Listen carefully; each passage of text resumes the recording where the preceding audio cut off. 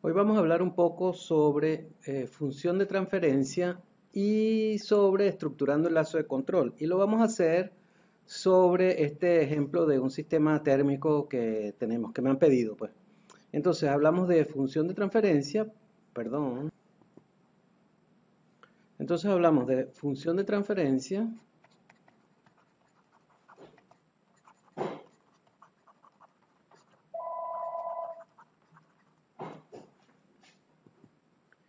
y lazo de control, ¿no?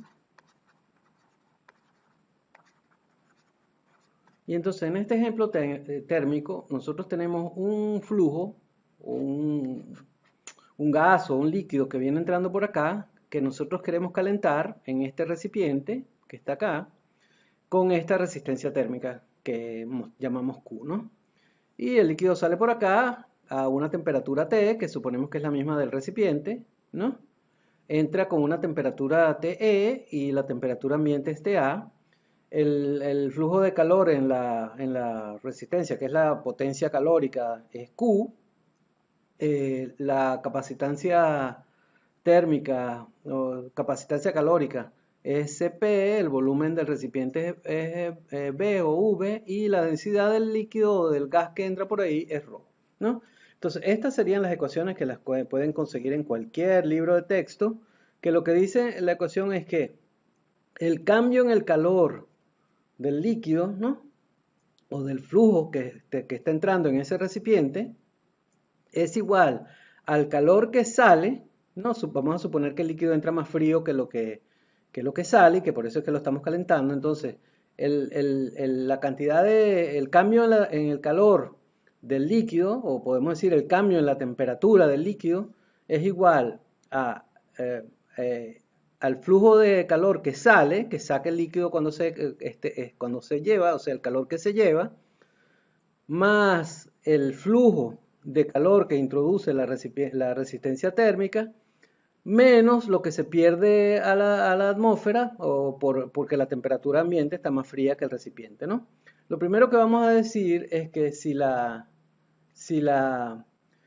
si suponemos que este recipiente está bien aislado, ¿no? Es decir, que hay una buena protección, una buena resistencia térmica, este término pues es despreciable, ¿no? Y nos vamos a quedar con estos dos términos, que es el calor que entra, el flujo de calor que entra menos el calor que sale, es igual al cambio de calor dentro del recipiente y ese cambio de calor también se traduce en un cambio de temperatura, ¿no? Entonces, fíjense, nosotros desde el punto de vista de función de transferencia, que es lo que nos interesa, ¿no?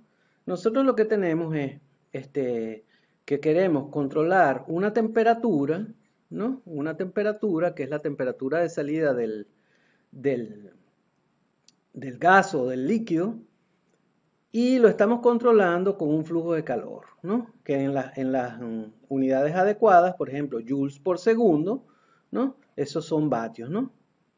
Joules, las unidades podrían ser joules por segundo, que es igual a vatios, ¿verdad?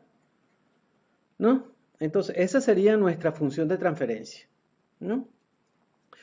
Y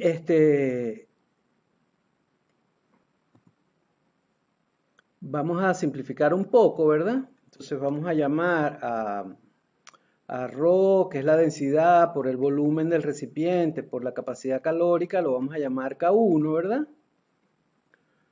Y vamos a llamar a la densidad por la capacidad calórica, por el flujo del gas o del líquido que entra y sale del recipiente, vamos a suponer que no hay pérdidas, ¿verdad? Lo vamos a llamar K2. Y entonces nuestra ecuación diferencial se transforma en una que es K1 por la derivada de la temperatura, el cambio de temperatura del gas o del líquido con respecto al tiempo, no es más que una constante K2 por la T de entrada menos la T de salida, ¿verdad? Más el flujo de calor, que no es más que la potencia, ¿verdad? Esto es potencia, la potencia de la resistencia esa, ¿no? Por ejemplo, 20 kilovatios. Podría ser una resistencia pequeña común, ¿no? Y entonces fíjense, en esta ecuación diferencial, que es una ecuación lineal, ¿verdad? Esta temperatura, que es la temperatura, fíjense, es la temperatura con la que entra el líquido. Aquí está, ¿no? Es la temperatura con la que entra el líquido al recipiente, ¿verdad? Es una constante. Y entonces esa ecuación que no es lineal, esa ecuación diferencial no es lineal, sino que es afín, ¿no? Y a mí me interesa que sea lineal, simplemente lineal. Para eso, yo no voy a trabajar con la variable temperatura del líquido de salida, sino con el cambio de temperatura, que me sirve exactamente igual, ¿no? Y entonces yo voy a decir que, delta T es igual a T menos TE y por supuesto la derivada de la temperatura con respecto al tiempo es igual a la derivada de delta temperatura con respecto al tiempo porque TE es una constante. Nosotros vamos a suponer que siempre entra el flujo a la misma temperatura, ¿no? Y entonces, bueno, nuestra ecuación diferencial queda como K1 por la derivada de delta T con respecto al tiempo es igual a Q, que es la entrada, ¿no? Es la potencia con la que suministramos al calentador, menos K2 por delta T, ¿no? Y ya está. Ahora podemos escribir nuestra función de transferencia, que era el primer objetivo que teníamos acá, ¿no? Y entonces, fíjense, yo tengo, si aplico la plaza, al aplicar la plaza a todo esto, ¿verdad? Si aplico la plaza a todo esto, ¿no? Lo que me queda es K1 por S por delta T es igual a Q menos K2 por S por delta T, o lo que es lo mismo que eh, delta T es igual a Q sobre K1S más K2, ¿no? Y ya tengo entonces mi primera función de transferencia que relaciona la entrada, la potencia, con respecto a la salida, al incremento de temperatura que yo quiero poner sobre ese flujo, sobre ese líquido, sobre ese gas, que no es más que 1 sobre K1S más K2, ¿no? Quizás aquí deberíamos poner que yo no controlo en realidad con la potencia, sino que yo controlo, a lo mejor lo hago con un modulador de amplitud, ¿no? De amplitud del el ancho del pulso, ¿no?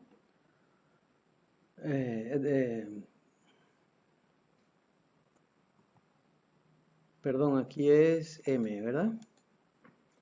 Aquí es M. Y entonces, si yo lo que voy a decir es que, bueno, yo controlo a lo mejor yo puedo decir, mira, yo voy a suministrar 50% de la potencia, 15% de la potencia, 100% de la potencia, ¿no? Es decir, un por ciento, ese modulador por ancho de pulso, lo que me controla es la cantidad de potencia que suministra. Entonces, en realidad, pues de forma genérica, si mi función de transferencia es por ciento de potencia que estoy suministrando, pues yo tendré aquí una K que sobre K1S más K2 y esa K, pues aquí está delta T y esa K, pues no es más que, por ejemplo, si es 50 es el, el- el- es la potencia máxima de la resistencia, ¿no? O algún 20 kilovatios, 100 kilovatios. La potencia máxima, perdón, de la resistencia, ¿no? Del que suministra calor. Ahora vamos a volver a mi sistema, mi diagrama funcional del sistema, ¿no? Y yo necesito añadir algunos elementos que midan, ¿verdad? Si yo quiero controlar esta temperatura, yo necesito un transmisor de temperatura para vamos a llamarlo transmisor de temperatura 1 para temperatura de salida. Y yo necesito un medidor de temperatura para la temperatura de entrada, para poder decir cuánto es que se eleva la temperatura, ¿correcto? Y entonces, yo voy a suponer que esos medidores simplemente tienen una función de transferencia que es una ganancia, ¿no? Es decir, que tanto TT1 como TT2 son una simple ganancia K. Tienen una ganancia, vamos a llamarla KT para indicar que son sensores de temperatura, ¿no? Y bueno, y ahora sí podemos terminar de dibujar el lazo, y ya con esto terminamos, ¿no? Entonces mi lazo tendría mi sistema, yo tenía mi sistema, que está aquí, ¿no? Que tiene por ciento de potencia que quiero suministrar al, al sistema, ¿no? Aquí está mi función de transferencia, que es K sobre K1 S más K2. Por aquí está la diferencia de temperatura, el incremento de temperatura en la, ¿no? Por aquí estaría la K, la ganancia de los sensores que convierten la señal analógica en algo que puede interpretar un computador, ¿no? O el controlador. Yo tengo una referencia, es decir, el alza de temperatura que yo quiero en ese líquido. Y entonces aquí estaría el error. Yo aquí pongo mi sistema de control, ¿verdad? Cuya entrada es el error, la diferencia entre la delta t que tengo y la delta t que quisiera, ¿verdad? Y el control actúa sobre los moduladores de la amplitud por ancho de pulso, ¿verdad? Y bueno, y con eso ya termina lo que es mi lazo de control. Gracias por